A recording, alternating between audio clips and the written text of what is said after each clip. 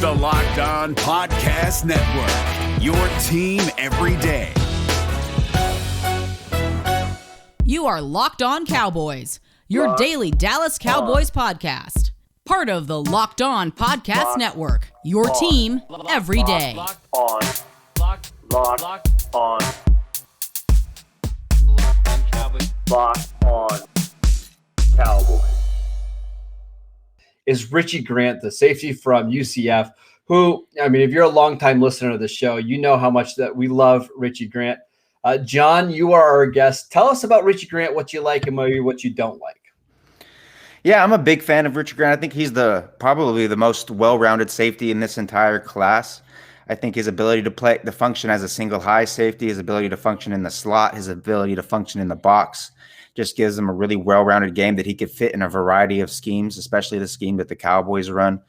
He's ferocious in his downhill run fits, I think, to the point where I almost get afraid that he's going to hurt himself half the time when he's throwing his body into the wreckage to stop the run or even, a screen or what have you. I think he has good instincts in single high, really nice range. That one interception I always post on my Twitter where he ranges from the opposite hash mark all the way to the other side to get the interception is one of the more impressive single high safety plays in this class, I think. He's just really well-rounded. Anything that you really need him to do, I think that he can really function as that guy in that role for you. He's a little bit old. I think he's going to be 24 when the season begins. So that gives you a little bit of pause about his future viability, 10 years, something down the line. But I love him. He's probably end up being my safety one in this class. I think, like I said, he could do so many different things. At the Senior Bowl, I was just so impressed with his ability to function in the slot against receiver types. I saw on film that you saw him be able to match up against tight ends really well, match up with running backs really well. But at the Senior Bowl, he really showed that he can function against really high-end route runners, guys like Josh Palmer from Tennessee, one-on-one in coverage. And I think that just sold me flat out. I was already a big fan of his entering that week, and that just sold me on him being probably the best safety in this class. Lando? Yeah, I mean, I think everything John said is correct. I mean, I think I totally agree as well that his tape was impressive, but the Senior Bowl practice tape is really what put him over the top for me. I think he's a high floor player. That's where I think I really value him the most, is because I think he's one of the guys that, one of the few guys in this class that you could, draft. And I feel like you could start right away. He has a lot of experience. He has a lot of versatility. He's one of the rare players at the safety position that has some ball hawking aspects to his game and is also a really solid tackler. I mean, he had 10% of his team's tackle share in 2020, which is really hot, which is really good. And only had 8% broken tackle rate, which is also really good. So he's a solid player who can make plays. He's shown that he can play in the single high role if he needs to. He can come down and make tackles. He can play in man coverage. Really the only thing I worry about is, and kind of John mentioned it, is that, where's his ceiling from here? Like how much better can he get than he is right now?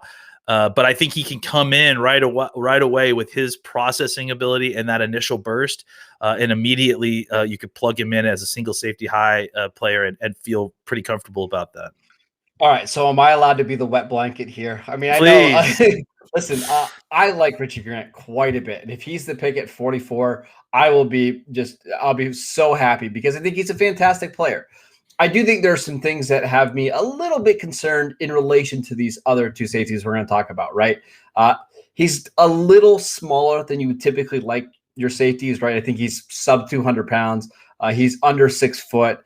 On top of that, he didn't test as like the best athlete in the world. And that's not the most important thing when it comes to evaluating safeties, because instincts matter and your ability to recognize routes and diagnose stuff is far more important. But when you're a little on the smaller side and not overly athletic, and you come from a non-Power 5 conference and you are a senior coming out, it's enough concerns for me to knock him from like being the 25th prospect in the draft to the 35th. Does that make sense?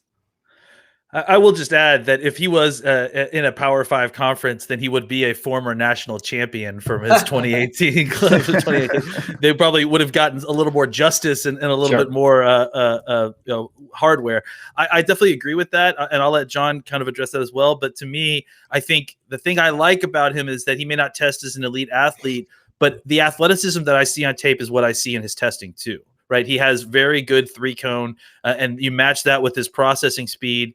And that, that makes up for a lot of the lack of straight line speed, because he can get the jump on things. He sees things early. And because of that ability to drop his hips and change direction, it really allows for a lot of margin for error for a lot of that stuff. But I mean, to be fair, he is undersized and he is a tick slow. I just think that when you see the tape and the rest of his testing, at least it matches up with what you see on tape. And I think what you're getting. Yeah, I think Landon really hit on the main point there, and just his processing speed, his ability to make plus breaks on passes, to be able to break on the ball before the QB lets go of the ball from his hand. And he does that routinely on tape, and that allows him to play a step faster than maybe somebody who runs a little bit better of a 40, who is a little bit more explosive, or who is a little bit bigger, who can contest a catch point maybe at a higher point. He's getting there earlier because of his processing speed. And for a safety, like Marcus was even saying before, that is the key. You got to have a guy that anticipates. He has a quick processor and the ability to make plays on the ball. That is the key for safeties. And I think those are honestly his best traits. He kind of, like Marcus was saying, has those middling physical traits, but all of those traits that don't appear in the testing, I think that he has in spades. In spades. Yeah, so we're all in agreement here. If he is the pick in the second round for the Dallas Cowboys at number 44, we're all thrilled, right? Love it. Love it. 100%. Okay, good. So one guy that we agree on, I'm curious to see. Locked on Cowboys. Locked